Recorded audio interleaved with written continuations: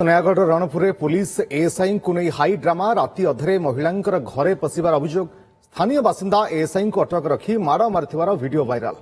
गतकाली विलंबित राति रणपुर एनएसी अंचल एभली घटना सामना आसी वीडियो थिबा पुलिस बाबू जनक रणपुर कोर्ट रे कार्यरत एएसआई प्रशांत परिडा बोली जनापड़ी। अभियोग अनुसार गतकाली राति से रणपुर बड़को साही स्थित जड़े महिला घर को जाइथिले राति अधरे कहीं आसिचंती बोली प्रश्न करिबारु एएसआई जनक संतोषजनक उत्तर दे पारि नथिले।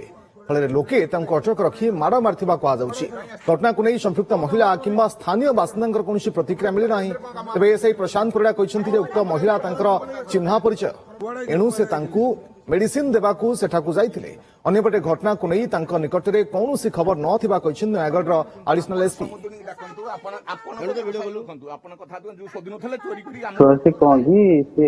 औषध मत फोन कले मुंड बिंधा आसला औषध फोन कले बो कहले कौन औषध अच्छी हाँ अच्छी दे जाए जाइए औषध दवा जो घर थिलिया से घर भड़ा सहित मोर भल संपर्क से मत पुओ कर मत फोन कर कहले राति 12टा है आज औषध बाहर मिलवानी तेणु मुंड बिंधा हो औषध अच्छी हाँ अच्छी कहले आणिक दियो जाइए दबाकू देला से दु जन देखिले मते पचारे कहीं आसते पहुंचे मोर आगे भल ना से फटो फट उठे छाड़ी मुझे देखी शुणुची